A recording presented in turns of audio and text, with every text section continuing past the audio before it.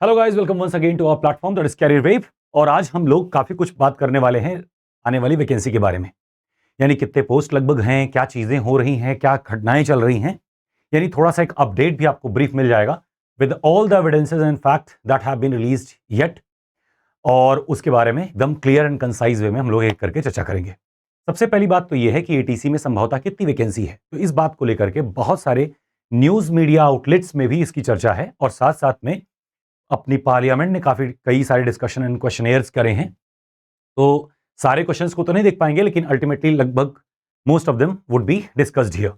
और उसके साथ साथ में आपको सारे एविडेंस, सारी फैक्ट्स जो होंगे वो लिंक्स में डिस्क्रिप्शन में मिल जाएंगे। और दूसरी चीज ये है, अगर आप टेलीग्राम चैनल ज्वाइन कर लेंगे तो हमने वहां most of them already post कर रखे हैं, बाकी सारी चीजें भी हम वहीं पोस्ट कर देंगे। तो चलिए बिना देर किए हुए let's start. First of all, अगर आप देखें तो अगर आप गूगल पे सर्च करेंगे एटीसीओ क्राइसिस 2025, तो खुद ही ये मीडिया आउटलेट्स को थोड़ा सा अपने तरीके से सर्च करके खुद ही बताने लग जाता है कि एक several news outlet reported a looming crisis in India aviation sector due to the severe shortage of air traffic officers. और ये ऑफिसर्स की शॉर्टेज क्यों है, तो इसके लिए कई सारे कारण हैं। जैसे कि अभी ही पार्लियामेंट में एक क्वेश्चन के आंसर के उपरांत बताया गया कि 200 ही हमारी ट्रेनिंग कैपेसिटी है एक बार में। अगर हम 400 या उससे ज्यादा कैंडिडेट्स को हम लेके आ भी रहे हैं, तो समस्या उसमें ये हो जा रही है कि ज्यादातर बच्चों को ऐसे ही भेज देना पड़ रहा है किसी एयरपोर्ट्स पे, और जितनी कैपेसिटी है उतनी को ट्रेनिंग कराई जा रही है। फिर जब खाली होता है अपना एकेडमी तो उनको बुलाया जाता है। 3 ही ट्रेनिंग सेंटर्स अभी हैं सुचारू रूप से जो कार्यरत हैं, और कैपेसिटी उनकी ज़्यादा है नहीं। दूसरी चीज़ ये है कि बात पूछी गई कि ट्रेनिंग को लेकर के कि क्या ट्रेनिंग का ड्यूरेशन घटाया गया है, जो कि साल भर का होता था, क्या वो 5 महीने 3 महीने कर दिया गया है। तो इस पे जवाब क्वेश्चन का आंसर जो आया है वो ये आया कि नहीं, घटाया नहीं गया है। लगभग 6 से 8 महीने पहले भी थे, आज भी 6 से 8 ही महीने हैं, ऐसा कि उन्होंने बताया है। दूसरी चीज़ बात करी गई कि जो अपना वर्किंग आवर लिमिटेशन को लेकर के है कि कई सारे फटीग रिस्क मैनेजमेंट सिस्टम वगैरह बनाए गए हैं, तो उसको लेकर के वर्क आवर कितना होना चाहिए उसको लेकर भी जवाब किया गया, सवाल किया गया। तो उसका भी जवाब सेटिस्फैक्ट्री उनके हिसाब से आया कि हाँ ठीक है, सब कुछ सही है, ऑन टाइम है। बट अगर एटीसी गिल्ड की माने तो उन लोगों ने कई सारे अपील ऐसे ऐसे करे हैं जिसमें उन्होंने इस बात का दावा किया है कि क्राइसिस बहुत ज़्यादा है, क्योंकि स्टाफ शॉर्टेज है, इसलिए करके कई सारी समस्याएं आ रही हैं। और इन्हीं सब से एक कमेटी बनाई गई पार्लियामेंट में, और उन लोगों ने चर्चा भी किया है। तो एक एक करके आइए डिस्कस करते हैं। तो ये तो हो गई यूट्यूब की बात। फिर आप देखेंगे रियूटर्स पे ये पड़ी हुई है, 20 अगस्त का ही है, जैसे बता रहा है staff shortage at Indian aviation regulator and air traffic control threaten safety law maker से मतलब कि पार्लियामेंट कह रहा है, वही नियम बनाता है। अगली बात, parliament panel warns DGCA ATC staff shortage poses risk to Indian aviation. तो ये भी देखिए हेडलाइन है, और ये हेडलाइन आई है 21 अगस्त को, यानी नेक्स्ट डे, जिस दिन पार्लियामेंट की कमेटी ने रिपोर्ट दिया उसके जस्ट अगले दिन ये बात आती है। द वायर की एक रिपोर्ट है जिसमें बताया गया है कि बहुत ज्यादा रिस्क और बहुत ज्यादा टेंशन हो रही है। और कुछ रिपोर्ट्स तो यहां तक भी कह रहे हैं कि अटेंडम में 10 और एटीसी बुलाए गए दिल्ली एयरपोर्ट पे, कि चीज़ों को कैसे भी करके कंपनसेट किया जा सके। और अगर इनकी माने, यानी अंदर से किसी का इंटरव्यू वगैरह लिया है तो उनकी माने, इस न्यूज़ आउटलेट की माने, तो ये कह रहे हैं कि अभी सैंक्शन स्ट्रेंथ जो है 5337 है, जो कि वैसे तो पार्लियामेंट में आंसर के हिसाब से गलत है, क्योंकि वो बता रहा है 5537। फिर कह रहे हैं 1613 वैकेंसीज ऑफ कोर्स थी फरवरी के आसपास में, लेकिन अभी इनकी संख्या घट के 1243 हो गई है, जो कि न्यूज़ आउटलेट है। तो ये हो सकता है जो भी रिसर्च की हो तो पुराना डेटा उठा ली हो।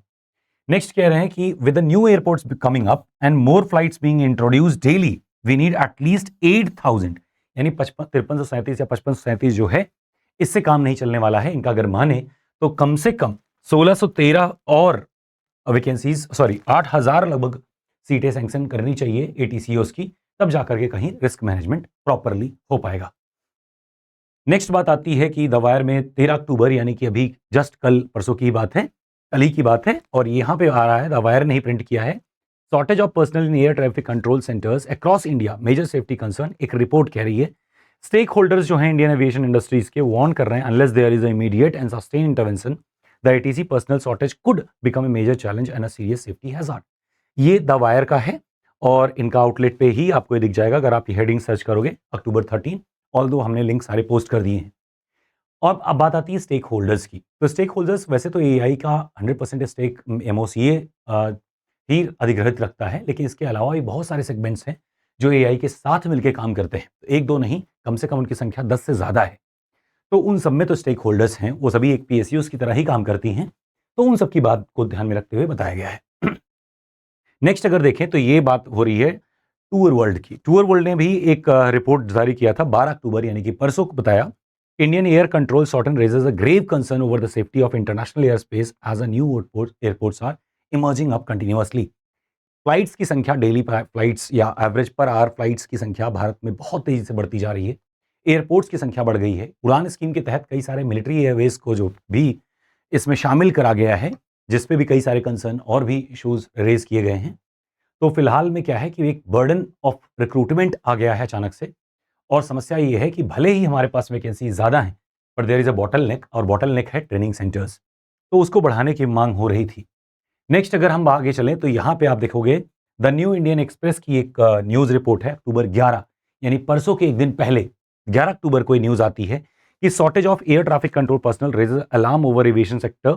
न्यू दिल्ली में there is a critical shortage of personnel in air traffic control centre across India posing a significant risk with the record. अगर इन सभी रिपोर्ट्स को आप डिटेल में पढ़ेंगे, इन सब में लिंक्स अटैच्ड हैं, मैं पीडीएफ आपको शेयर कर दूंगा। क्लिक करने पे आप पढ़ेंगे तो आप पाएंगे कि कितनी सारी चीज़ें चर्चाएं चल रही हैं। और इवन ये नहीं है कि खाली मीडिया आउटलेट ही ये बातें उठा रहा है। अगर यूनाइटेड न्यूज़ ऑफ इंडिया की बात करें तो ये भी कह रहे हैं कि ATC battle staff shortage fatigue amid delay in airport system upgrades. एक पायलट को अगर देखा जाए तो एक दिन में एक ही प्लेन उड़ाना पड़ रहा है। लेकिन अगर किसी एक ट्रैफिक कंट्रोल की बात करें तो अगर वो 50-60 फ्लाइट भी लैंड ऑन टेक ऑफ करा रहा है तो ज़्यादातर फ्लाइट्स को कंट्रोल कर रहा है। अगर सैलरी में डिफरेंस देखें तो पायलट की सैलरी जहां शुरू होती है 2 लाख प्लस से, वहीं अगर एटीसीज की बात करें तो लगभग लाख या उसके अंदर ही इन हैंड सैलरी मिल पाती है।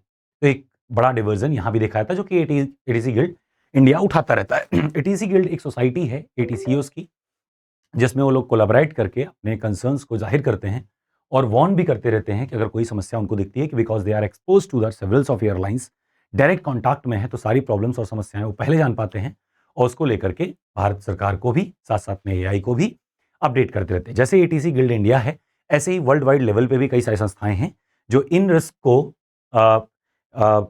क्या करती हैं, इवेलुएट करती हैं, ऑब्जर्व करती हैं, उसके हिसाब से कई सारे मानक देती हैं। इंडिया का एविएशन सेक्टर अगर सिक्योरिटी के मामले में देखें, बहुत सारे प्रोजेक्ट, सिक्योरिटी प्रोजेक्ट्स भी करता रहा है और लैंडमार्क्स भी कई सारे बनाया है। तो हम ये नहीं कह सकते कि इंडिया किसी तरीके से भी किसी बाकी कंट्रीज के मुकाबले किसी भी मामले में पीछे रहता है। India aviation boom by staff shortage. देखो जो बूम था वो हिट कर गया, यानी कि जो बूम तेजी से हो रहा था वो हिट कर रहा। क्यों हिट कर रहा है? क्योंकि स्टाफ शॉर्टेज हो गई, उतना नहीं हो पा रहा है जितना होना चाहिए। तो parliamentary report warns that the chronic vacancy at the DGCA and the pressure on air traffic control poses a risk in aviation safety after a deadly crash.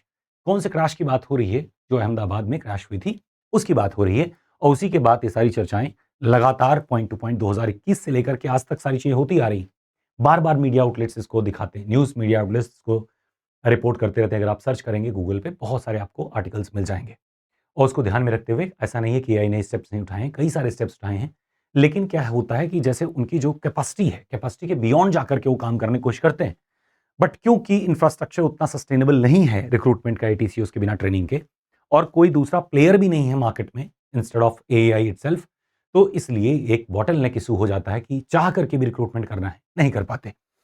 Over 10,000 post vacant in the country aviation security agencies की केवल अगर record देखें तो 10,000 से ज्यादा vacancies हैं। और ये हम नहीं कह रहे, ये कह रहा द ट्रिब्यून, जुलाई 28 का 2025 का है, द ट्रिब्यून अखबार में आपको इसका मिल जाएगा। आप खाली बस हेडिंग्स के स्क्रीनशॉट लें और गूगल करें, you would be getting the fact. Okay, आगे अगर हम बात करें, अगली न्यूज की बात करें तो under staff overworked India looming air traffic control crisis, implication on manpower shortage are far-reaching overworked controllers stretched thin across multiple duties susceptible to fatigue-induced errors।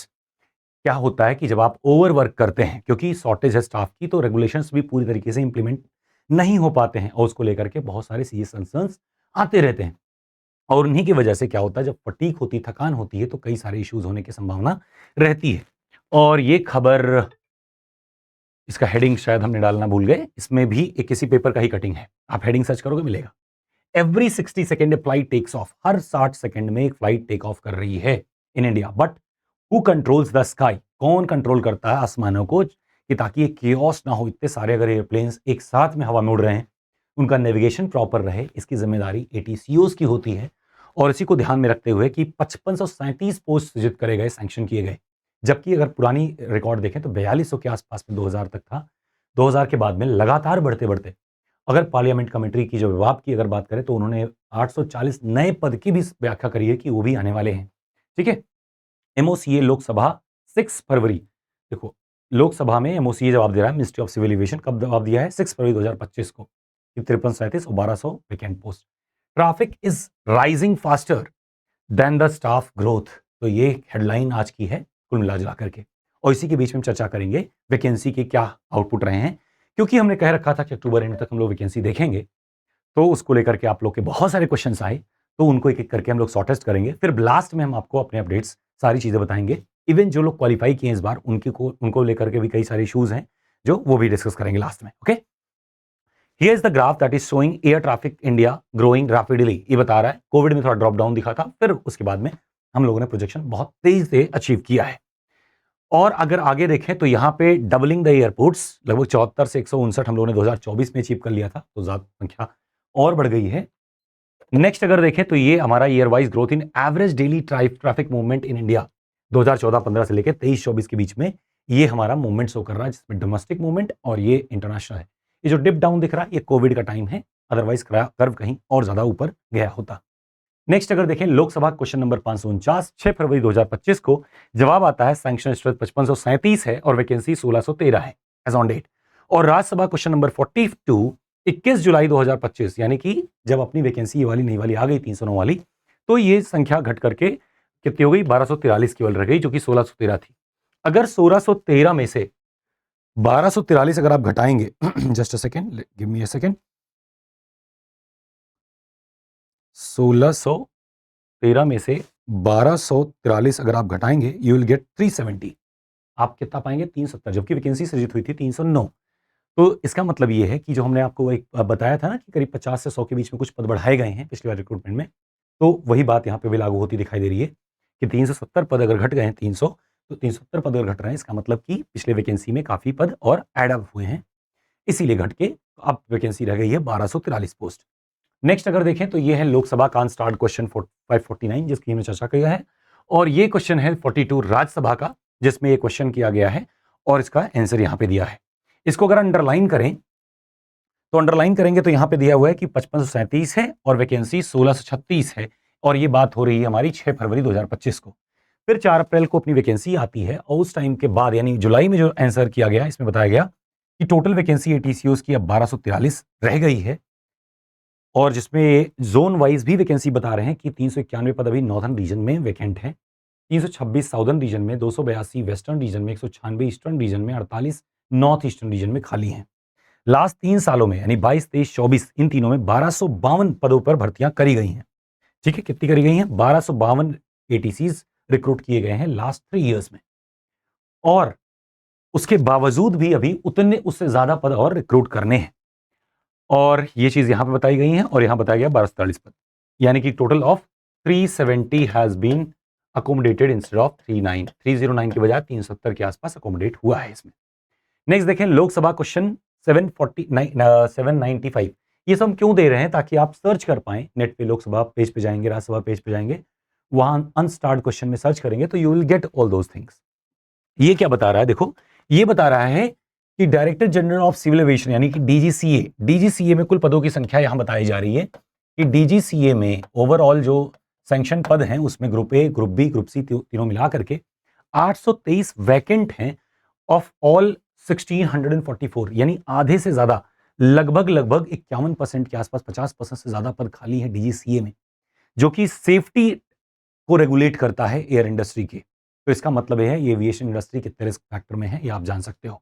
Next देखो, एयरपोर्ट अथॉरिटी ऑफ इंडिया, अगर AAI की बात करें, अकेले AAI में 10,000 के आसपास यानी 94 10,000 के आसपास पद वैकेंट है, और 2025 का जो लक्ष्य रखा गया था वो 5,000 से ज्यादा रिक्रूटमेंट का रखा गया था।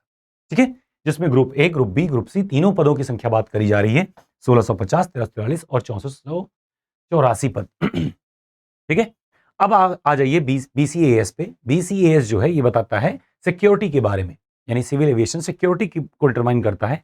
इसमें टोटल 598 में से 230 पद खाली हैं, जो कि 40% से कहीं ज्यादा है। तो इसका मतलब कि इसमें भी वैकेंसी आपको देखने को मिल रही है। ओवरऑल अगर आंकड़े देखें तो लगभग 40% प्लस वैकेंसीज इसमें दिख रही हैं। शॉर्टेज ऑफ स्टाफ जो है अपने चरम पे दिखता हुआ नजर आता है। लोकसभा का क्वेश्चन 1899 31 जुलाई 2025 को जो बताया गया, उसमें भी जवाब वही सारे दिए गए। वहां जैसे हमने देखा था, इस वाले में अगर देखो 795 में, तो यहाँ segment wise group A, group B, group C करके जवाब आया था। और अगर हम 1899 क्वेश्चन को देखें तो इसमें ओवरऑल लमसम पोस्ट बताया गया है और नीचे थोड़ा सा डिटेल में भी बता दिया गया है। और यहीं पे एक चीज और डाली गई है कि in airport authority of India 840 post of air traffic controller has been created recently. अभी हाल ही में 840 पद क्रिएट किए गए हैं और ये बताया जा रहा है 31 जुलाई को, यानी महज 2 माह पहले बताया गया कि 840 पद नए क्रिएट किए गए हैं। ठीक है, आगे आइए।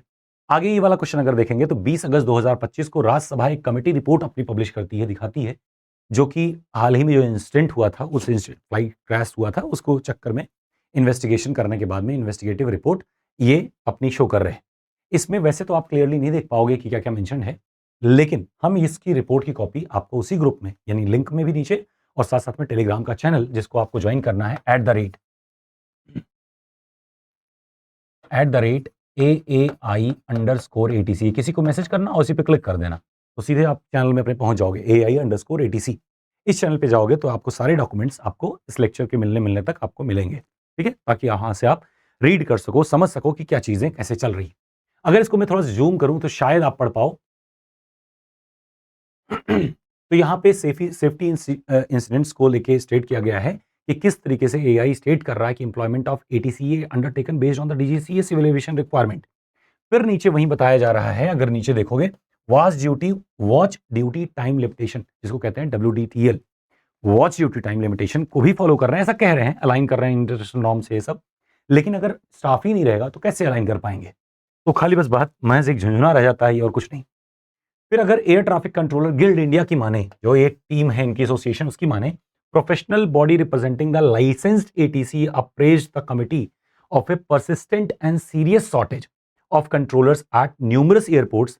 This deficit is so severe that it can reportedly lead to the closure or merging of the critical operational unit such as approach area control sectors, particularly during the night hours. The practice places as undue workload and immense mental strain on the limited ATCOs available to manage the traffic. ये ATC guild की बात कर रही है और ये चीज कुछ और नहीं, अगर इसको ध्यान से देखोगे तो ये राज्यसभा की कमेटी की रिपोर्ट है, यानी पार्लियामेंट्री कमेटी का एक रिपोर्ट है जिसमें इन सब सारी चीजों को एक्नॉलेज किया गया है। डीजीसीए को एक वार्निंग भी दी गई है कि आप इसको जल्दी से जल्दी रिक्रूट करें, इसको फुलफिल करें।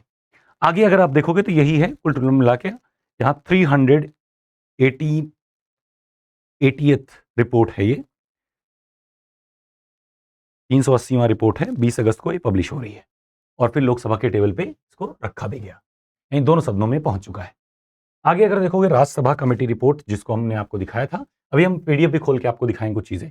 व्हाट नेक्स्ट, अभी क्या, आगे क्या चीजें इसकी नड़े में आई।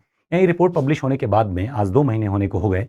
30 अगस्त को ये चीज घटना होती है, सितंबर पूरा बीत गया, अक्टूबर बीतने को है, 1.5 महीने अप्रॉक्स हो गए हैं। तो 1.5 महीनों में क्या क्या स्टेप्स लिए गए, इन स्टेप्स की माने अगर जितनी भी अपडेट्स आई उसके हिसाब से कई सारे नॉर्म्स बनाए गए, ट्रेनिंग सेंटर्स को अपग्रेड करने की बात करी गई, ट्रेनिंग सेंटर्स नए भी बढ़ाने की बात करी गई। हालांकि ये बहुत दिनों से हम लोग सुनते आ रहे हैं कि बढ़ रहा है, डबल शिफ्ट में ट्रेनिंग हो गई थी बीच में, लेकिन कहीं ना कहीं वो कंप्लाई नहीं कर पा रहा था।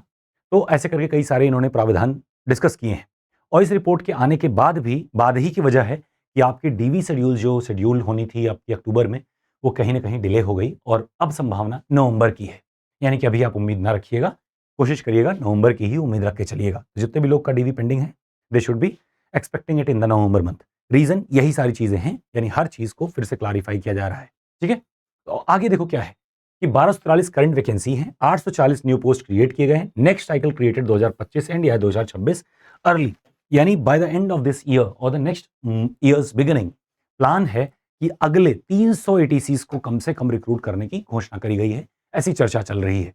ठीक है, जहां तक हमें पता है, जहां तक अपडेट मिली है, उसके हिसाब से ये घटना आपको सुनने को मिली होगी या नहीं मिली होगी, तो you should be knowing, we should be aware of. Next अगर देखो तो एक मीटिंग हो रही है, उसका एक कटिंग है कि as discussed in the meeting today held on 17 September, all the concern director are requested to furnish the following information latest by today itself. इसमें दिया गया है a review need to be carried out with regard to the vacancy which need to be actually filled up year wise direct recruitment level, यानी calendar जारी करने की बात हो रही है कि कैलेंडर जारी करके आप उसको ईयर वाइज डेटा हमें फर्निश करके दें कि कैसे कैसे आप रिक्रूटमेंट करेंगे, बढ़ती मांग को कैसे एड्रेस करेंगे, कितने जल्द से जल्द आप भर सकते हैं। और उसको देखते हुए एक कैलेंडर आपको हमने पुराना वाला से शो किया था, वही पुराना वाला कैलेंडर, कि इसमें जो बताया गया था पिछले कैलेंडर के हिसाब से, अगर आप इसको देखो 2025 को, तो इसमें एयर ट्रैफिक मैनेजमेंट के 430 रिक्रूटमेंट होने के थे, जो कि अभी 370 ही, अगर माने 309 ही पोस्ट ऑफिशियली डिक्लेयर है। सीएनएस के 2064 पद होने हैं, जो कि अभी भी पेंडिंग है। अगर इंजीनियरिंग की बात करें 945, तो 945 की जगह 976 पद आए, यानी जितने भी इसमें मेंशन है उससे ज्यादा आए हैं। और अगर एचआरएम की बात करें, यहाँ पे 51 दिखा रहा है, जो कि हमको लग रहा है 60 के अराउंड में पद इसके आए थे। फिनेंस की अगर 75 की बात करें, तो 75 की जगह 80 प्लस आई थिंक लगभग रहे हैं। हर डेटा का लिंक आपको मैं जरूर शेयर करूंगा, तो उसको आप चेक करें, है ना। एक अपने तरीके से श्योरिटी आप जरूर लेकर रखें, जानकारी अपने पास में होनी चाहिए। नेक्स्ट अगर देखें हम कॉमर्शियल की, टेक्निकल की और सिक्योरिटी की, तो इनके छोटे छोटे पद एक दो करके बीच बीच में आते रहते हैं। ऑपरेशंस की माने तो ऑपरेशन में 1153 है, और अभी की माने तो 1250 के आसपास पद हैं। और ऑपरेशंस में सबसे खास बात यह है कि ऐसा कोई लिमिटेशन नहीं रहता है।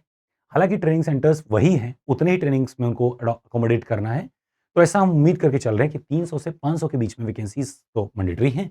बाकी अगर नए रेगुलेशंस इंप्लीमेंट हो पाए, तो हम उम्मीद करके चलते हैं कि 1200 प्लस के आसपास वैकेंसीज हमको देखने को मिलेंगी कॉमन कार्डर में। ठीक है, अगर आईटी की माने तो 73, और अगर फायर सर्विस की माने 508, जो कि 500 नहीं 500 plus, I think 520 plus vacancies में हाल ही में आपने देखा होगा अलग अलग जोन्स वाइज निकला था, और जो कि रिक्रूटमेंट हुए हैं। तो जितने भी रिक्रूटमेंट हुए हैं, अगर उनको आप देखोगे, तो आप पाओगे कि जो इस कैलेंडर में है उससे थोड़ा सा ऊपर गया है, शिवाय एक चीज के, एयर ट्रैफिक मैनेजमेंट सिस्टम में। तो एयर ट्रैफिक मैनेजमेंट सिस्टम को अगर छोड़ दें, जिसमें थोड़ा कम आया वैकेंसी, अदरवाइज सब में आया। इसके पीछे कई सारे कारण थे, कई सारे अपवाद भी हैं, और बाकी सारे आपको देख रहे हैं कि आपसे उससे ज्यादा आ रहे हैं। अगर हम बात करें 2026, 27, 28 और 2025, 29 की, तो इस कैलेंडर में, इस टाइमलाइन में बहुत कम पद दिख रहे हैं। कारण उसके पीछे ये है कि एट द टाइम, क्योंकि एक ही दिन के अंदर, जैसा कि आप देख रहे हो कि दिन के अंदर सारे रिपोर्ट देने थे, तो इसमें कई सारे डेटा को अकोमोडेट नहीं किया गया है। और अगर आप देखोगे 2026 में 63 पद नहीं, ये लगभग 400 प्लस पद उनको रिक्रूट करना पड़ेगा, हर हाल में करना पड़ेगा, so that to meet the requirement that has already been created. तो उस रिक्वायरमेंट को क्रिएट करने के लिए जितनी वैकेंसीज आज आप देख रहे हो 5640, इसके आसपास ही वैकेंसीज आपको नेक्स्ट ईयर भी रिक्रूट करनी पड़ेगी, तभी आप 10,000 का मानक पूरा कर पाएंगे। और in the meantime there would be some new airports emerging, there would be some retirements happening, there would be some of the new problems emerging, नए सारे ट्रैफिक रूट्स भी डिजाइन होंगे, जो कि लगातार उड़ान स्कीम में हो ही रहे हैं। तो इसका मतलब ये है कि जो सैंक्शन स्ट्रेंथ है वो भी धीरे धीरे करके बढ़ती ही जाएगी, यानी कि कभी भी किसी दावे में ऐसा नहीं हो सकता कि इनकी पदों की संख्या घटे, यानी कि आगे आगे भी चल के आप 500 प्लस तो रहेगा ही, 400 प्लस तो हर हाल में आपको वैकेंसी दिखेगी। और अभी अगर देखें तो बाय द ईयर एंड और beginning of the next year there would be a huge amount of vacancies you would be observing. अभी क्या है, सारी चीजें रीपैनलिंग करी जा रही हैं, बहुत सारी चीजों पे बैठक हो रही है, और उनको लेकर के तमाम अपडेट्स आते रहते हैं। हालांकि क्या होता है कि जो भी इनसाइट्स हैं, जब तक वो पब्लिक ना हो जाए तब तक हम लोग उसको शेयर नहीं कर सकते। तो ऐसे में क्या होता है कि हम दबाव में, अभाव में वो चीज़ शेयर नहीं कर पाते। दूसरी बात, अगर मीडिया आउटलेट्स की बात करें, न्यूज़ मीडिया आउटलेट्स की बात करें, तो अभी हमने आपको दिखाया है कि यहाँ पार्लियामेंट में क्या जवाब हो रहा है और मीडिया आउटलेट्स क्या छाप रहे हैं।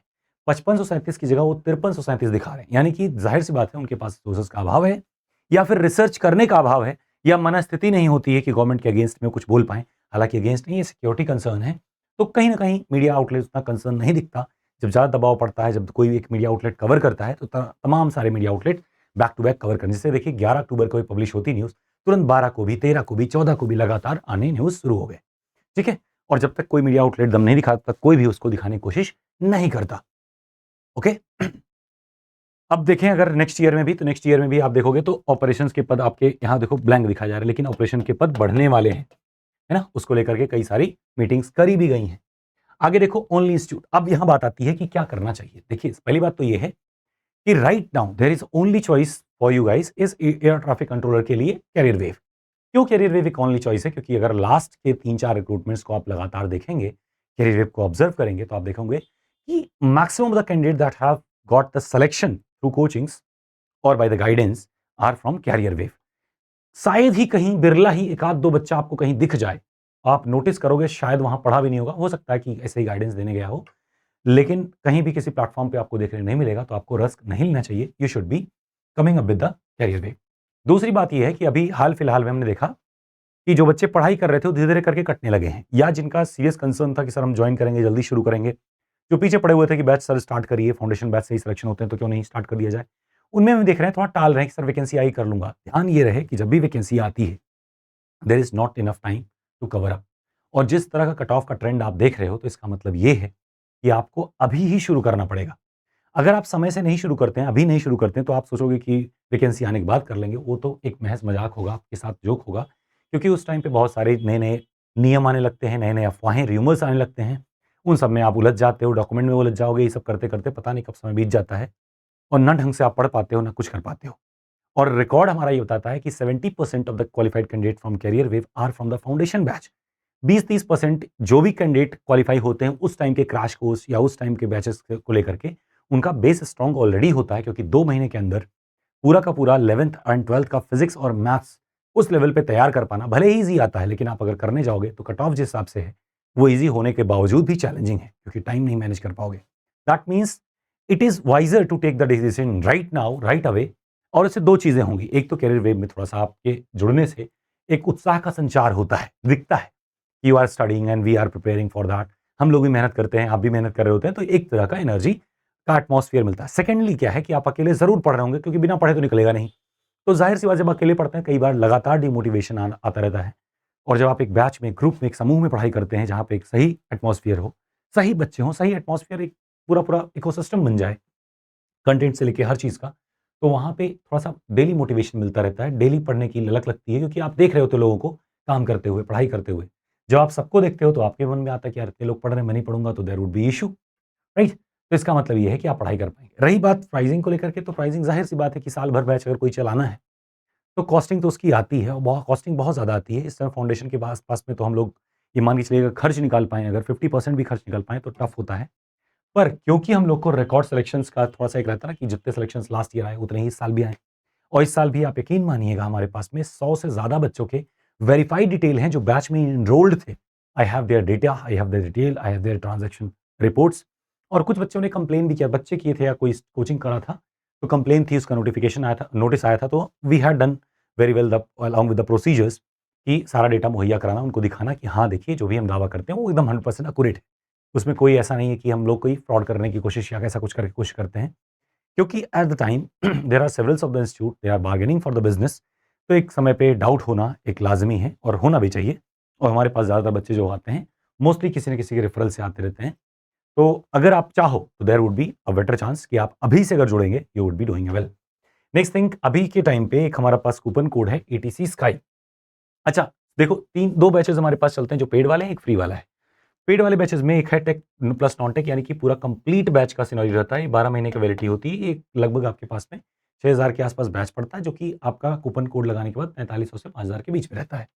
नेक्स्ट आता है स्कोरर, जो कि केवल टेक्निकल पोर्शन को फ़ोकस करता है, नॉन टेक को फ़ोकस नहीं करता। और ये 4000 का होता है। डिस्काउंट के बाद में ये 3000 के लमसम में इसका प्राइसिंग आ जाता है। फ्री पैक फ्री है, वो ऑल्दो ₹2 चार्ज करने पड़ते हैं ऑनबोर्डिंग के टाइम पे। लेकिन ये ऑलमोस्ट पूरा का पूरा फ्री ही रहता है। इसमें previous year questions, practice questions, ये सारी चीज़ें आपको समय-समय पे अपडेट्स ये सब मिलती रहती हैं। ठीक है?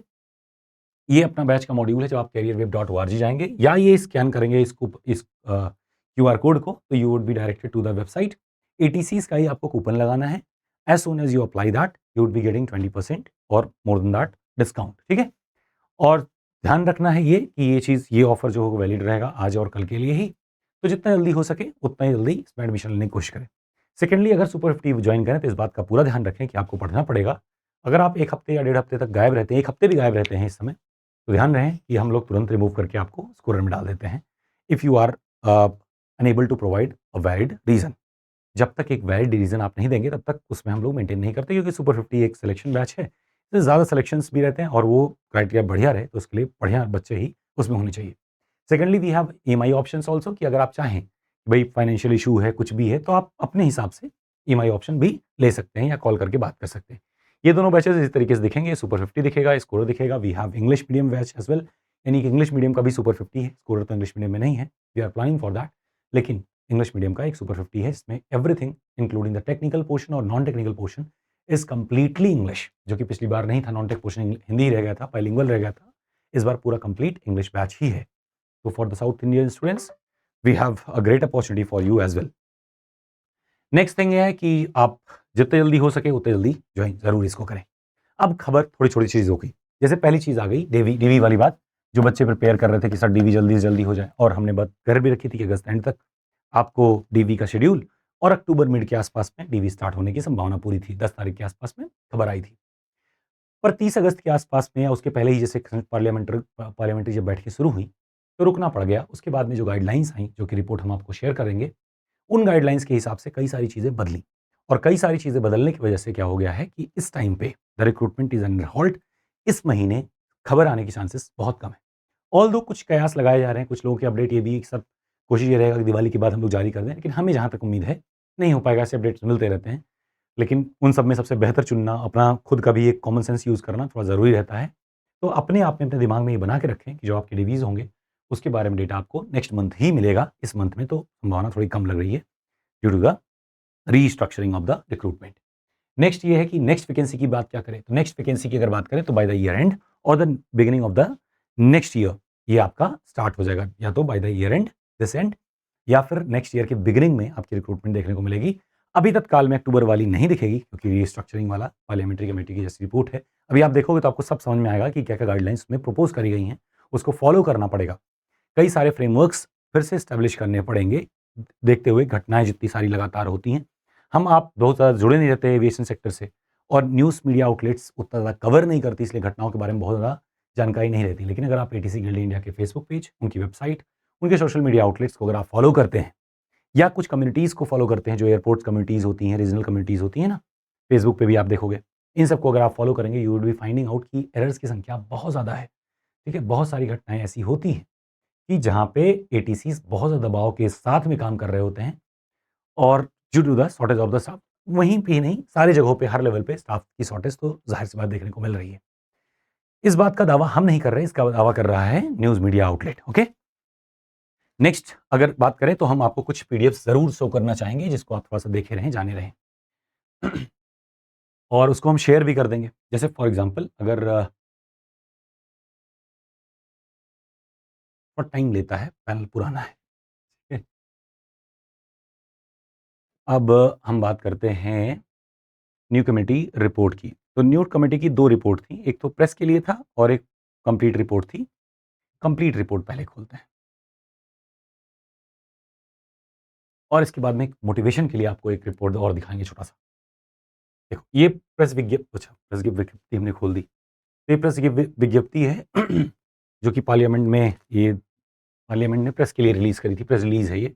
इसमें बता रहा है mitigating air traffic controller fatigue and staffing deficit. सीधे मतलब ये मान रहे हैं, एक्नॉलेज कर रहे हैं कि भाई डेफिसिट्स हैं, और इसको अकोमोडेट मिटिगेट करने के लिए हमने ये स्टेप्स उठाए हैं। ठीक है? Safety protocols and all that के लिए। और ये सारी चीज़ें, सब कुछ लिखा हुआ है, बर्ड स्ट्राइक, ये सारी चीज़ें जो घटनाएँ हो रही हैं बीच-बीच में, रिपेयर्स, सिक्योरिटीज़, है ना? उन सब के बारे में भी बात करी गई है। तो हम सीधे-सीधे आपको मेन रिपोर्ट ही दिखाते हैं, प्रेस विज्ञप्ति क्यों दिखाएँ।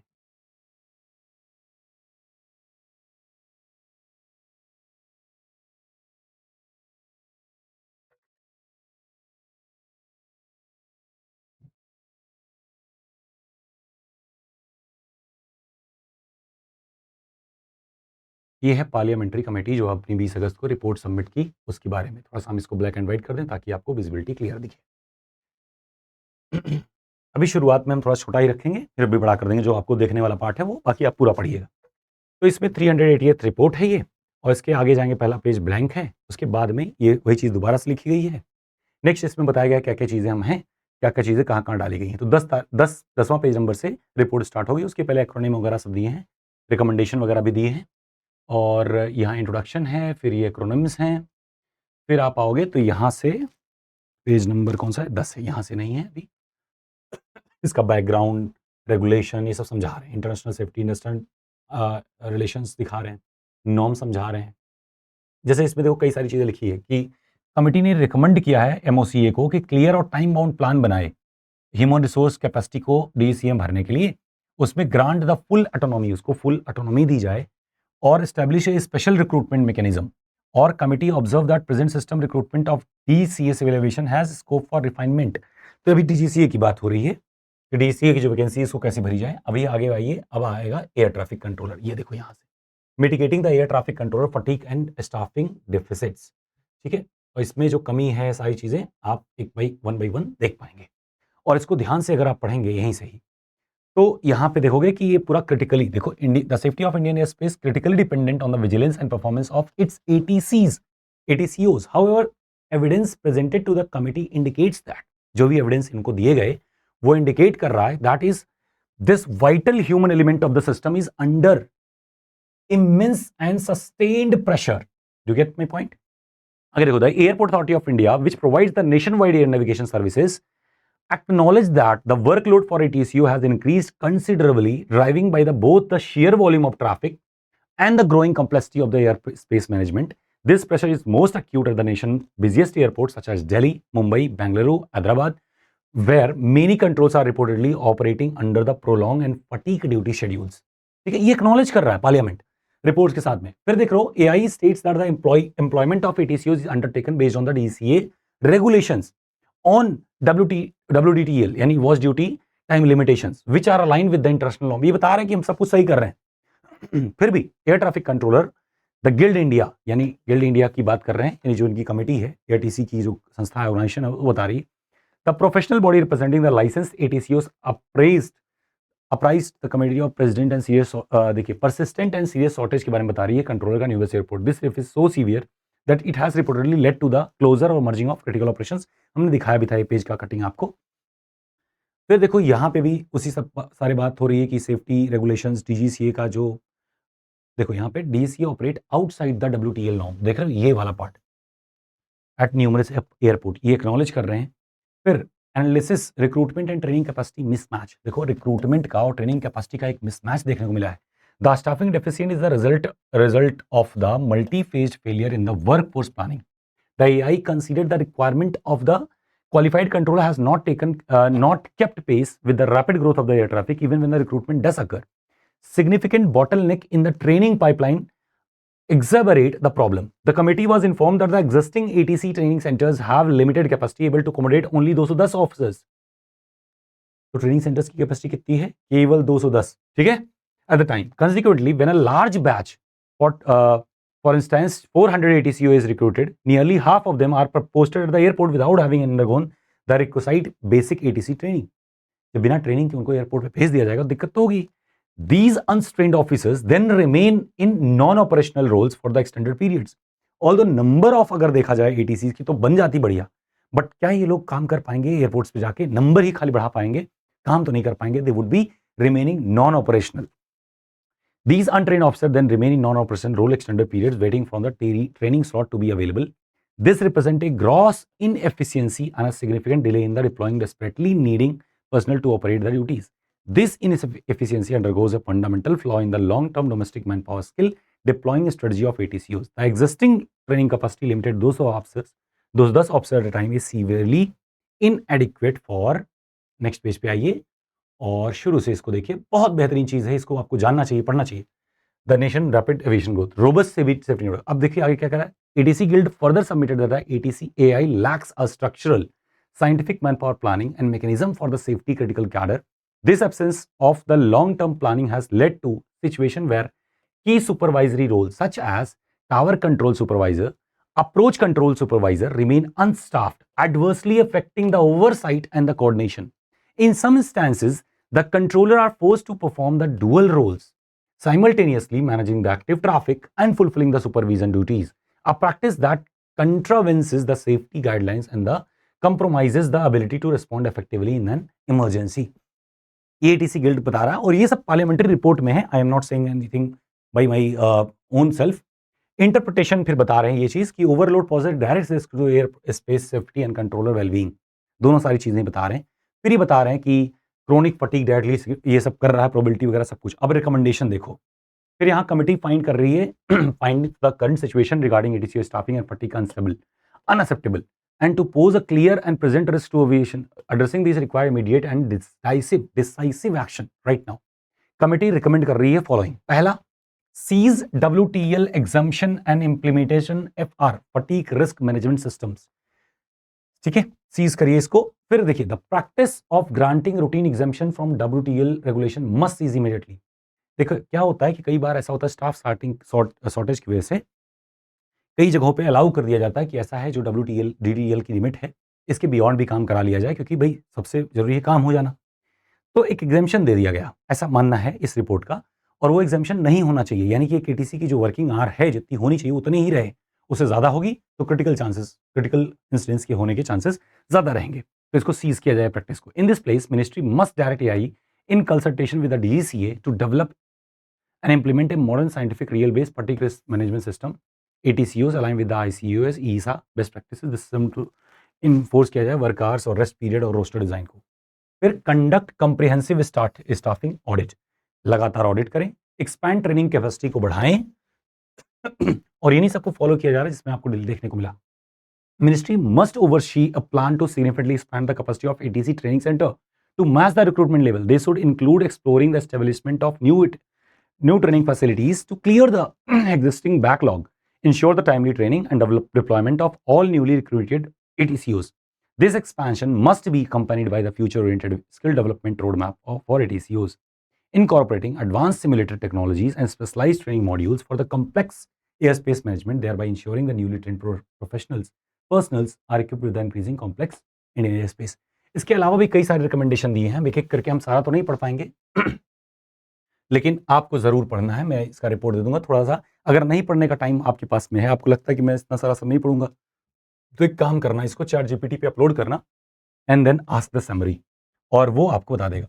एक PDF और है जो मैं आपको दिखाऊंगा, इसमें क्या है लोकसभा और राज्यसभा के सारे क्वेश्चन हमने एक साथ में मर्ज कर दिए हैं। जैसे पहला देखो, ये है क्वेश्चन 1899 जो हमने बात करी थी, वो वाला है, इसमें सारा डेटा दिया हुआ है, मिनिस्ट्री ने क्या आंसर दिया उसका भी है, फिर उसमें एनेक्सर जो ऐड किया गया था वो भी है। फिर आगे देखो, ये है क्वेश्चन नंबर 549 लोकसभा का, इसमें जो क्वेश्चंस पूछे गए। अच्छा, एक चीज हम आपको जरूर बताएंगे, बहुत बेहतरीन चीज, ये है क्वेश्चन नंबर 795, इसका आंसर। फिर ये वैकेंसीज 755 के बाद ये है 1978, ठीक है, और ये शॉर्टेज ऑफ ATCOs को लेकर जुगल किशोर ने पूछा था और ministry of the civil aviation से उन्होंने आंसर दिया, ये सब आप पढ़िएगा। नेक्स्ट क्या है, रिक्रूटमेंट, ये चीज है अब ये चीज आपको ध्यान से सुननी है और इसको फॉलो भी करना, क्योंकि नहीं तो बड़े खतरे में पड़ेंगे वो बच्चे जो हमको देखते हैं और क्वालिफाइड हैं। देखो मैं ये बात मानता हूं कि हमसे जुड़े हुए जितने बच्चे हैं, चाहे वो कभी पढ़े हों या 22 में पढ़े हों, इवन कोई बच्चे तो ATC से रिलेटेड भी नहीं है, किसी और सेगमेंट में पढ़े हैं हमसे, जैसे UPSC में, जैसे अभी भी हमारी क्लासेस चल रही हैं एक दो जगहों पे, इवन 11 बजे से भी हमें क्लास भी लेनी है। तो मतलब जिन बच्चों ने पढ़ रखा है वो सारे हमसे जुड़े रहते हैं। तो इनमें से जितने भी बच्चे क्वालिफाई हुए हैं ATCs में, इनके कुछ बैचेज में तो हम खुद भी रहते हैं, देखते हैं, ये लोग अपने से जुड़े रखते हैं, सर हम लोगों ने ग्रुप बनाया है, इसमें देखिएगा ये वो, तो खैर वो अच्छा लगता है, लेकिन आप लोग को एक चीज़ नोट करके रखना है अगर आप देख रहे हैं इस चैनल, इस वीडियो को। और ये क्वेश्चन क्या पूछा था, असदुद्दीन ओवैसी ने पूछा है और इन्होंने ये पूछा क्या है कि देखो, recruitment of air traffic controller 5305, और असदुद्दीन ओवैसी जी पूछते हैं कि सिविल मिनिस्टर क्या ये बात कहेगा, पहला क्वेश्चन इंपॉर्टेंट नहीं, दूसरा इंपॉर्टेंट नहीं, तीसरा नहीं, चौथा नहीं, पांचवा देखो ज्यादा इंपॉर्टेंट है। क्यों इंपॉर्टेंट है, whether the government has taken notes of security concern related to ATCOs, ATCOs के रिगार्ड में क्या गवर्नमेंट इस सिक्योरिटी कंसर्न को ध्यान में रख पाई है। एलिजिबली, कथित तौर पे, इंगेजिंग इन पेड कोचिंग एक्टिविटीज, आपने देखा होगा कि कुछ बच्चे पेड कोचिंग कोर्सेस अपने चला रहे थे, है ना, आपने यूट्यूब पे देखा होगा कि ATC ऑफिसर फलाना एंड ढिमकाना ऐसे करके लिख करके पेड कोचिंग वो चला रहे थे activities, and if so the details thereof along with the measures being taken to prevent such breaches।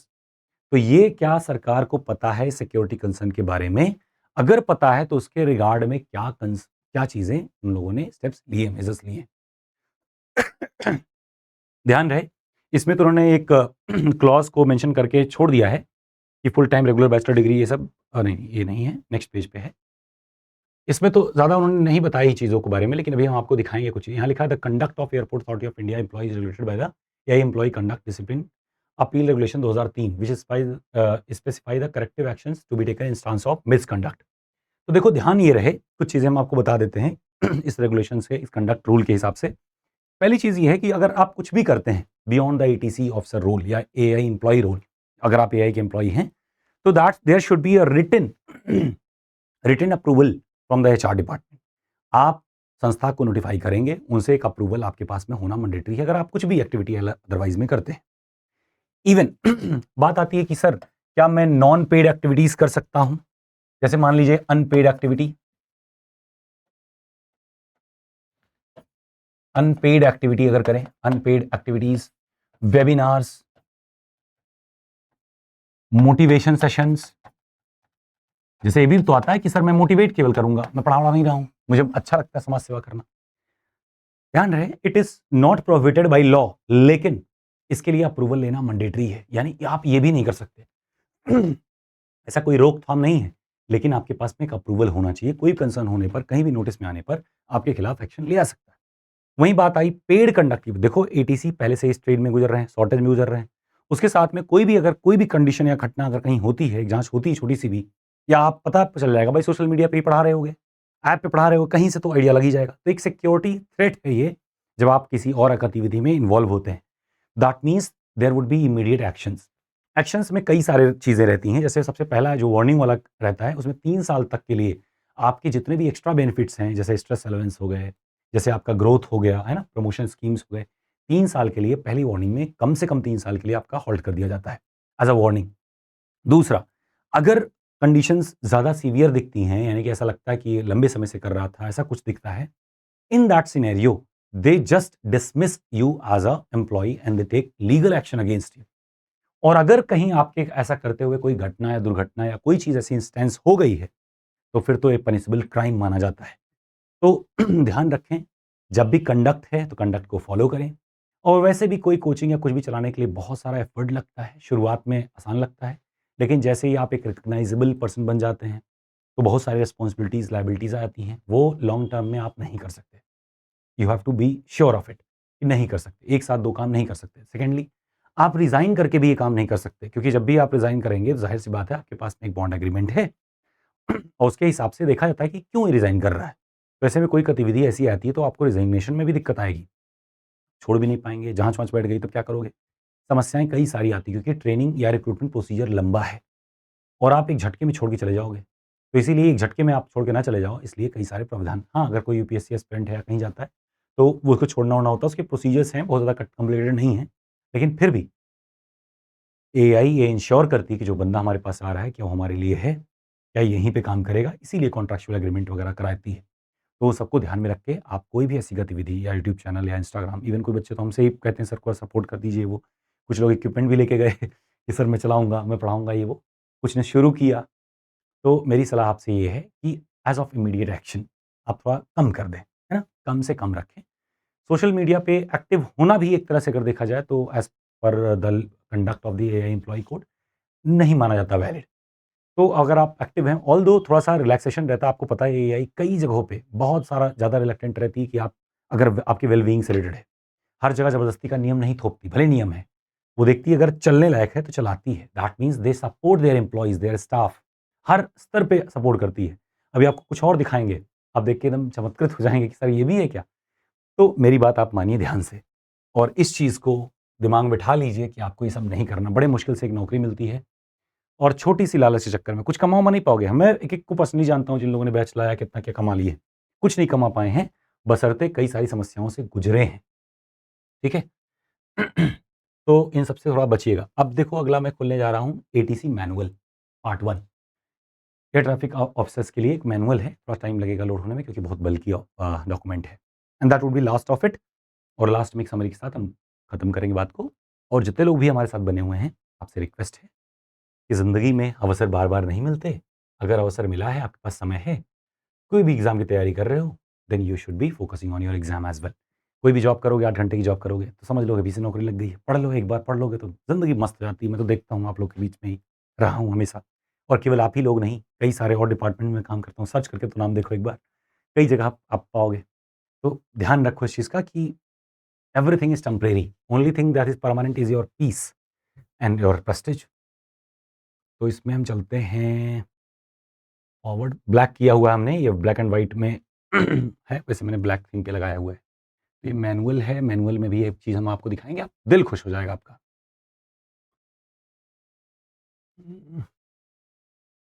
Page 3, ये भी नहीं है, ये भी नहीं।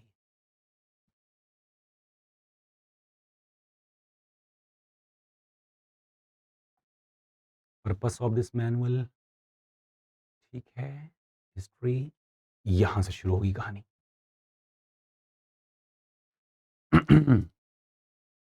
तो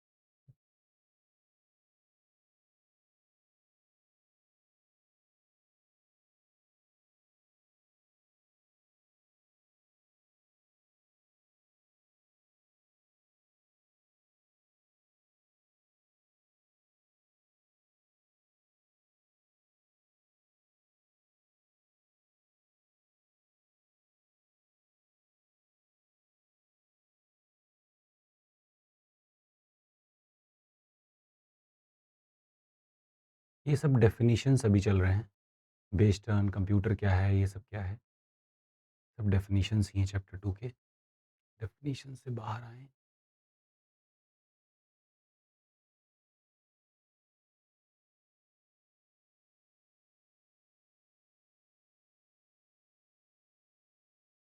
यहां से चैप्टर 3 स्टार्ट हो रहा है, ठीक है। यहाँ बता रहा है कि एटीसी होता कौन है और एटीसी के लिए क्या क्या रूल्स बनाए गए हैं, कहाँ पे एड्रेस वगैरह, ये सब बता रहा है। ऑपरेशनल सुपरविजन, और यहाँ प्रोसीजर फॉर सेफ्टी प्रोविजन। अभी हम एक चीज़ जो आपको दिखाना चाह रहे हैं वो बताएं।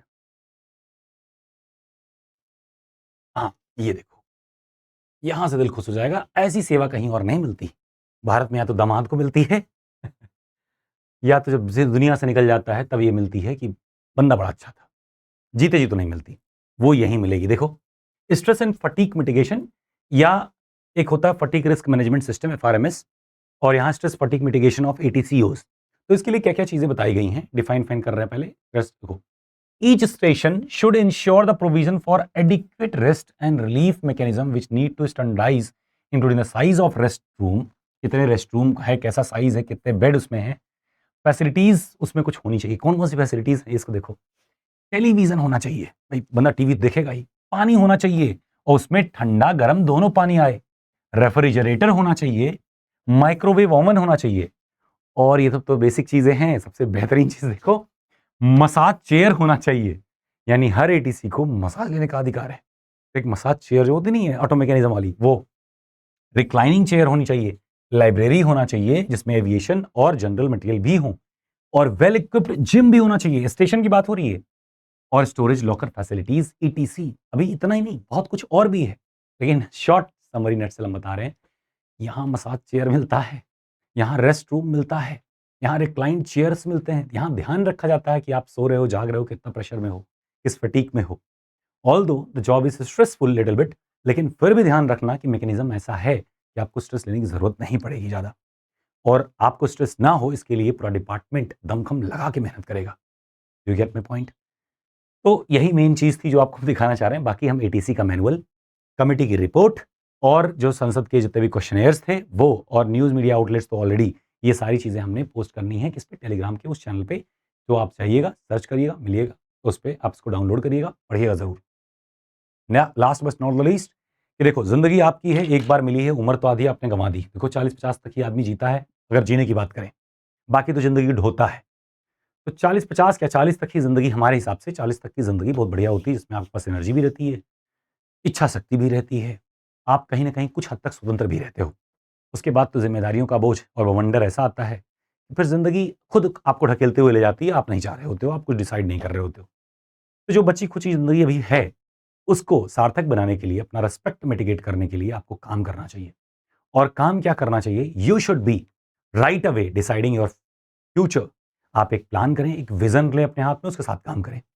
अगर हमारी माने क्या करना चाहिए, तो अगर आप एटीसी एस्पिरेंट हैं, यानी आप अगर बीएससी होल्डर हैं या बीटेक किए हुए हैं, अगर आप एटीसी के लिए अप्लाई कर रहे हैं, कॉमन कैडर के लिए अप्लाई करना चाहते हैं, सीएनएस के लिए अप्लाई करना चाहते हैं, या फिर जो टेक्निकल डिपार्टमेंट इंजीनियरिंग वाला है उसमें अप्लाई कर चुके हैं, इन सभी सेक्टर्स में से कहीं से भी एआई के साथ जाना चाहते हैं या पीएसयूज में जाना चाहते हैं, you should B remembering one thing, that is it, कि आपको नॉन टेक बेहतरीन पढ़ना पड़ेगा, आपको टेक भी पढ़ना पड़ेगा। कैरियर वेव एटीसी को लेकर के ज़्यादा मुखर और ज़्यादा एक्टिव रहता है, और उस पे ध्यान भी पूरा 90% ध्यान उसी पे लगाता है। बाकी बैचेज़ हम चाहते हैं, बट शॉर्टेज ऑफ स्टाफ और मैनेजमेंट के लिए वन मैन आर्मी हमारा होना, तो वो थोड़ा संभव नहीं हो पाता कि साइड में हम एक काम करते हैं ये, और इसका रूल रिज़ल्ट बहुत तगड़ा रहा है, तो आप जानते ही हो कि बहुत सारे नामी ब्रांड होने के साथ भी, आस-पास होने के बावजूद भी, हम लोग किसी से कम तो नहीं रहे। हर चीज़ में, जहाँ आपकी पॉज़िटिविटी हो, रेटिंग, रिव्यूज़, हर जगह आपने बहुत बढ़िया सपोर्ट दिखाया है। तो हर चीज़ों को अगर माने तो हम लोगों ने बहुत बेहतरीन काम किया। लेकिन आपके लिए क्या है कि देखो, अगर आप एटीसी के लिए तैयारी कर रहे हो, दैट डज़न्ट मीन कि आप वहीं बंध जाओ। आपके पास में 2 सेगमेंट होते हैं, एक टेक्निकल, एक नॉन टेक्निकल। जो नॉन टेक्निकल वाला पार्ट होता है, वो आपको एसएससी लेवल का तैयार करना पड़ता है, सीजीएल लेवल का। और मेरी यकीन मानिएगा, मैं कुछ बच्चों का उदाहरण भी दे सकता हूँ आपको, जैसे जितेश हैं, जैसे अर्चित है, जैसे अर्पित है। कई सारे बच्चे ऐसे हैं, इवन अ, बच्चे का नाम मैं भूल रहा हूँ, कई सारे हैं। तो ये सभी क्या करते हैं कि साथ-साथ में सीजीएल प्रिपरेशन करते हैं। सीजीएल उनका ख्वाब नहीं है, बट वो प्रिपरेशन करते हैं, और क्योंकि उनको नॉन टेक उतना बढ़िया पढ़ना ही है एटीसी के लिए, तो इतना बेहतरीन पढ़ लेते हैं कि उससे एटीसी में तो लेवरेज मिल ही जाता है। साथ में क्योंकि वहाँ जॉब क्वालिफ़ाई हुई, एक अच्छा कॉन्फिडेंस आता है। तो उनके नंबर जब आते हैं ना, मार्कशीट जब आती है, स्कोर कार्ड आता है, देख करके आदमी चमत्कृत हो जाता है। 112 नंबर, 115 नंबर एटीसी में। समझ रहे हैं बात को? क्यों आ जा रहा है इतना नंबर? क्योंकि उन्होंने जो डिमांड है उससे कहीं ऊपर जाके पढ़ाई करी है। देखो, टेक्निकल या नॉन टेक्निकल दोनों में हम लोग द बेस्ट करने की आपके साथ कोशिश करते हैं, और आप लोग सैटिस्फाइड भी रहते हैं, रिजल्ट भी आता है। लेकिन फिर भी अगर आपका एम्बिशन थोड़ा-सा ऊपर हो जाए, हल्का-सा ऊपर हो जाए कि सर, मैं बेहतरीन पढ़ने के लिए राज़ी हूँ, मैं पढ़ूँगा, बात खत्म हो जाए। साइंटिफिक असिस्टेंट की पद आती हैं, जैसे मान लो आईएमडी में आती है, बहुत सारे पीएसयूज़ हैं, और अपनी ऐप भी ऑलमोस्ट रेडी है, जल्दी ही लॉन्च होगी। कोशिश तो थी दिवाली तक, लेकिन दिवाली तक तो नहीं लग रहा है। लेकिन जैसे ही लॉन्च होगी, उसमें आपको सारे अपडेट मिलते रहेंगे, जॉब्स, वैकेंसी इन सब की। तो आप पाओगे कि ज़्यादातर वैकेंसी जो पीएसयूज़ की हैं, वो इन्हीं सब के इर्द-गिर्द ही घूमती हैं। आपको कुछ भी अलग से अलग नहीं पढ़ना पड़ता। इतने से ही काम हो जाता है, और एप्लीकेशन संख्या नगण्य रहती है उसमें, नेग्लिजिबल। एग्ज़ाम में अपीयर तो उससे भी आधे के आधे हो जाता है, 10% लोग एग्ज़ाम देने जा पाते हैं। फिर 10 को आगे पता चल पाता है कि आगे क्या है ना? कि आगे इंटरव्यू कब होना है, रिज़ल्ट कब आना है, क्योंकि अनसर्टेनिटीज़ बहुत रहती हैं डिपार्टमेंट्स में, कब क्या होगा।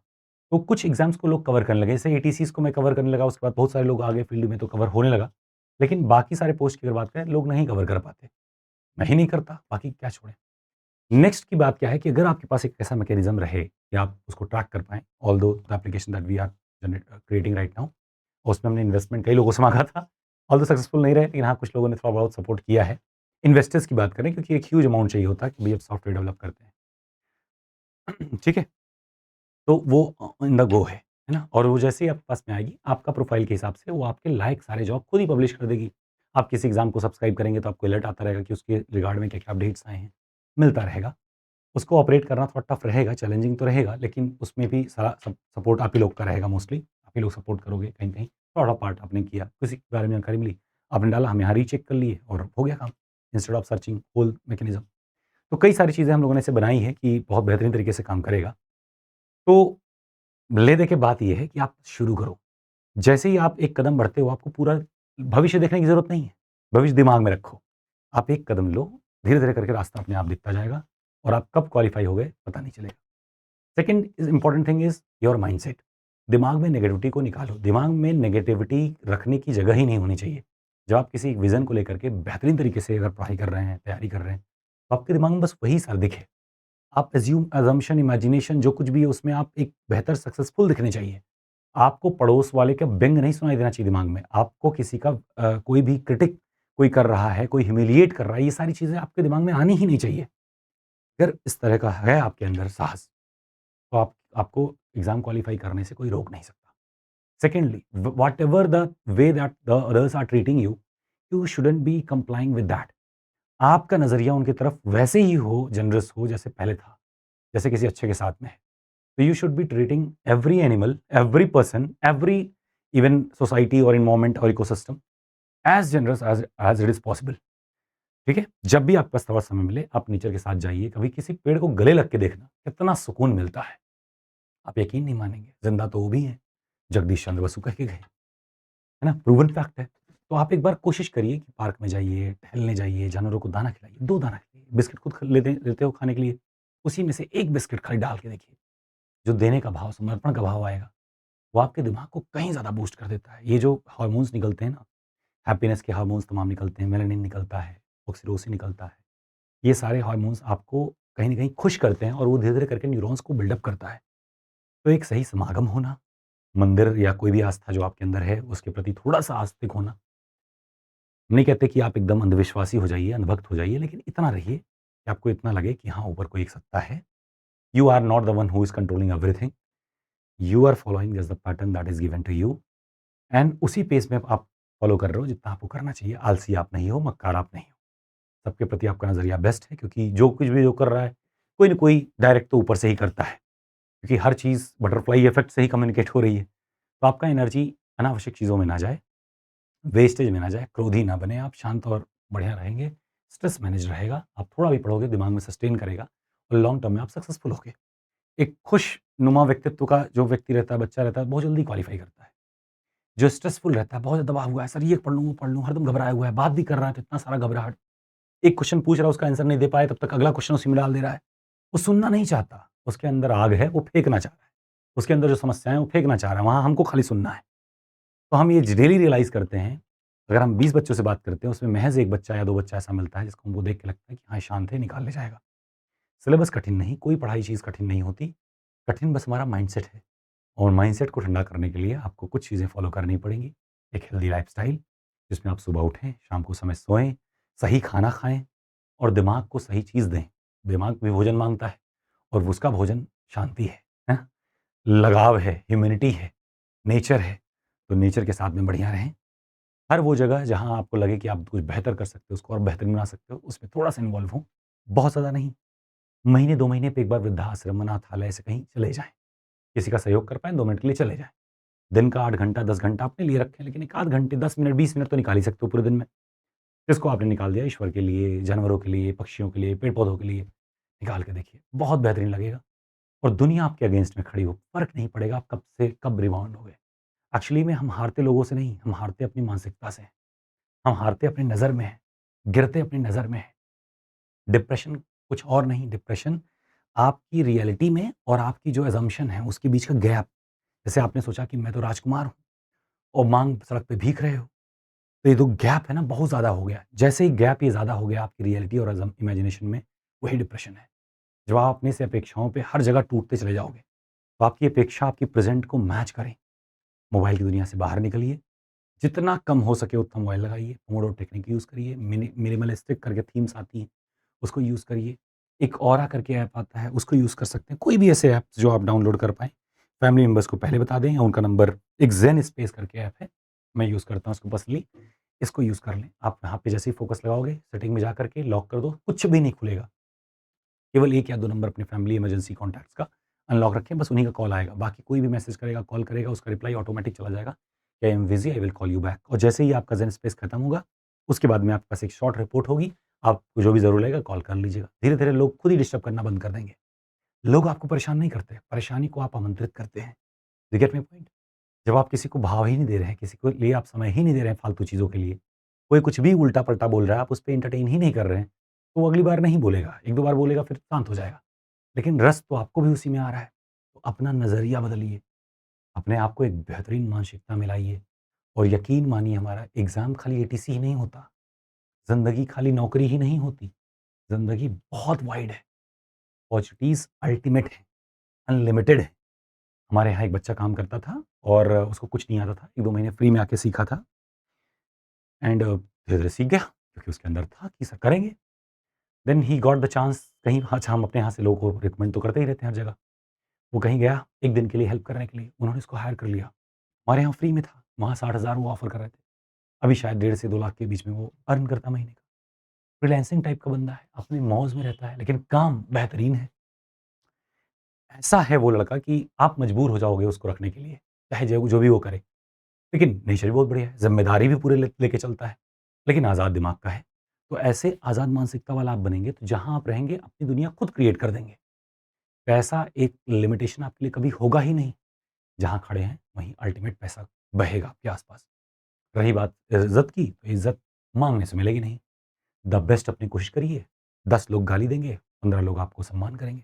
फ़ोकस आप 15 पे करिए। हम कहते हैं अगर 10 लोग गाली दे रहे हैं, 1 सम्मान कर रहा है, फ़ोकस 1 पे करिए। वही आदमी किसी के लिए बहुत बुरा है, वही आदमी किसी के लिए बहुत अच्छा है। हमको दसों हज़ारों बच्चे अप्रेज़ भी करते हैं और कइयों बच्चे फ़ोन करके गाली देते हैं, सर आप फ्रॉड कर रहे हो, आपने इतना महँगा कोर्स रखा है। I can not explain to everyone, although I try to, देखिए हमारे पास स्टाफ ज़्यादा है नहीं, ना मैं ज़्यादा फ़ोन उठा सकता हूँ, कई बार ऐसे मिसमैच हो जाता है, बच्चे भड़क जाते हैं। कुछ तो केसेस कर देते हैं, एफआईआर कर देते हैं। अल्टीमेटली जब मुलाकात होती है, सारी चीज़ें नॉर्मल हो जाती हैं। तो हम्बल रहें, टू द ग्राउंड रहें, ज़िंदगी आपकी है। अपना पेशेंस, अपना पीस अपने साथ लेके चलें और यकीन मानिए हमारा, जिस दिन अपने आप को आप जीत लोगे ना, कोई भी नौकरी, मैं अपने अनुभव से कह रहा हूँ, जो भी एग्ज़ाम दिया हूँ, 2 साल 3 साल मैंने भी स्ट्रगल किया है शुरुआत में, उसके बाद जो भी एग्ज़ाम दे रहा हूँ, निकला है। यूपीएससी हमने नहीं दिया है। उसके अलावा यूपीएससी में सिविल सर्विसेज़ मैंने नहीं दिया है, ठीक है? उसके अलावा जो भी एग्ज़ाम में दिया है, वो निकला है। मन है एक बार दें, लेकिन समय नहीं निकाल पाते क्योंकि पढ़ना तो ज़रूरी ही है। उसके लिए अच्छी मनःस्थिति भी चाहिए और प्रेशर तो रहता ही है, भई अब ज़िम्मेदारी ली है तो कुछ करना पड़ेगा ही। तो मेरे यकीन मानिए, अनुभव से बता रहा हूँ और हज़ारों लोग को आप जैसे देखता भी हूँ, जो अपनी समस्याएँ बताते हैं, शायद आपसे ज़्यादा एक्सपोज़र तो होगा ही मेरा। अगर मान पाएँ थोड़ा बहुत तो इसको मानिए, कि अगर आप अपने आप को 10 मिनट डेली दे दीजिए, 10 से 15 मिनट, जहाँ आप नेचर के साथ रहें, पार्क में जाएँ, भीड़ में नहीं, अकेले में, खाली टाइम पे जाइए, जब कोई ना हो तब आप जाइए। मौसम अच्छा होना चाहिए, उस टाइम पे जाइए। कोई ज़रूरी नहीं आप पार्क पे ही जाइए, खाली रोड पे चले जाइए, खाली स्थान पे चले जाइए, जहाँ सेफ हो, ऐसा ना हो कि कोई आया तो तपड़िया के सब सामान लेके भाग गया। सही जगह, सिक्योर जगह हो और वहाँ जाइए और बेहतरीन तरीके से 10 मिनट, 15 मिनट बैठिए। ये बात छोड़ दिए दिमाग से लोग क्या सोच रहे हैं। जब आप अच्छे हो तो लोग अच्छा ही सोचेंगे ना और जब अच्छा करोगे धीरे-धीरे करके प्रूव हो जाएगा। लोग कभी भी आप कुछ नया करना चाहोगे, तो अपने आप पूरी कायनात भिड़ जाती है क्योंकि आपका रिदम बन चुका है, वो नहीं चाहती आप डिस्टर्ब करो उसको। They have predicted everything for us. जब आप चेंज करते हो कोई चीज़ ना, तो उस चेंज से कई सारे लोग अफ़ेक्ट होंगे। तो उस कायनात को भी सबके लिए फिर से प्लान बनाना पड़ेगा। तो दे डज़न्ट लाइक सो। इसीलिए आप जब भी कोई चीज़ नया प्लान करोगे, कल सुबह जल्दी उठूँगा, सारी दुनिया की ताकतें उसी दिन आपको सुलाने में लग जाएँगी। माहौल ही ऐसा आ जाएगा, कल सुबह मैं उठ के पढ़ूँगा, तो सुबह में आप उठ ही नहीं पाओगे। बात समझ पा रहे हो? या सारी समस्याएँ उसी समय आएँगी। आप नहीं कर पाओगे, आपने अनुभव किया होगा। ये कारण यही है कि द एनर्जी सिस्टम, है ना? हर जगह एक एनर्जी है। तो ये हो गई प्रवचन की बात। हमें लगता है कि अगर एक को भी अगर प्रभाव पड़ा होगा, तो ज़ाहिर-सी बात है आपकी ज़िंदगी बदल जाएगी और बदल गई, तो इससे अच्छा क्या है? तो wish you all the best और हाँ, अगर एटीसी की आप प्रिपरेशन करना चाहते हो, करियर के साथ जुड़ना चाहते हो, एक तरह से आप सपोर्ट कर रहे होगे हमें, क्योंकि ज़ाहिर-सी बात है कहीं न कहीं डिपेंडेंसी इस पे रहती है खर्चे के लिए। इसके ही खुद के खर्चे के लिए 50% भी खर्चा हम लोग सोचते हैं टारगेट कर लें, महीने के 40-50 हज़ार भी नहीं आते और खर्च जो होता है वो 2.5 लाख से ऊपर जाता है महीने का। कि आप जब भी कभी आओगे देखोगे, समझोगे भी। क्या रेंटल है, क्या इलेक्ट्रिसिटी बिल है, क्या कंप्लायंसेज़ हैं, क्या फैकल्टी पेमेंट है, क्या स्टाफ का पेमेंट है जो भी 2-4 हैं। तो आप पाओगे कि हाँ, खर्च बहुत ज़्यादा होता है और जब वैकेंसी नहीं होती तो कोई एडमिशन भी नहीं होता। तो एक तरह से आप सपोर्ट के भाव से भी आ सकते हो, एक तरह से अपने करियर के भाव से आ सकते हो, तो व्हाटएवर यू लाइक। और जिस भी पेस पे, ईएमआई बेस पे, फुल पेमेंट बेस पे या जैसे भी आपको लगे, एक अच्छे एनवायरनमेंट में आप जुड़ोगे, हम लोग मिलेंगे साथ में for a common goal that is to qualify and be as ITS officer. दूसरा हमारा रिकॉर्ड भी बहुत बढ़िया है, शुरुआत से हम लोगों ने बेहतरीन काम किया है ना? जितना आप सोचते हो कि 1 घंटे का लेक्चर मिलेगा, मैं 2 घंटे का दूँगा। आपको उम्मीद नहीं होगी कि यहाँ भी पढ़ाई हो सकती है, इस चीज़ के लिए भी पढ़ाना ज़रूरी है, हम उसके लिए भी वर्क करेंगे। हम लोगों ने कोर्स कवर कर लिया था इस बार जून में ही, पेपर होना था जुलाई में। आई थिंक मई में ही खत्म कर लिया था हम लोगों ने, पूरा जून बचा रहा, जून में पेपर होना था। पूरा जुलाई में, पूरा जून हमने रिवाइज़ किया। जुलाई में फिर प्री बूस्टर, बूस्टर सब होने लगे। मतलब इतना प्रैक्टिस हो गया था कि हर बच्चा कॉन्फिडेंस में गया, पूरा एग्ज़ाम देके आया और रिज़ल्ट बहुत अल्टीमेट है। अभी हम लोगों ने सबके वेरीफ़ाई तो नहीं कर पाए हैं, लेकिन जितना भी डेटा अभी तक मिल पाया है, ज़्यादातर बच्चे डरते भी हैं कि सर अभी जब तक फाइनल लिस्ट में नाम ना आ जाए, तब क्या भरोसा, कहीं अभी दिक्कत आ जाए, आप हाइलाइट कर दोगे, हर लोग जान जाएँगे ये वो। तो उस चीज़ को हम भी अभी कदर करते हैं। लेकिन जैसे ही एआई पब्लिश करेगी डिग्री लिस्ट, वो लिस्ट तो हम भी पब्लिश कर सकते हैं, वो तो पब्लिकली अवेलेबल है। तो वहाँ तक हम करेंगे। हम कोशिश करेंगे कि अपनी तरफ से ऐसा कुछ भी ना हो कि आप लोग का हार्म कहीं भी हमारी तरफ से हो। ठीक है? That was all for today. ATC sky coupon है, उसको यूज करना मत भूलना। Wish you all the best, take care, good night, bye bye.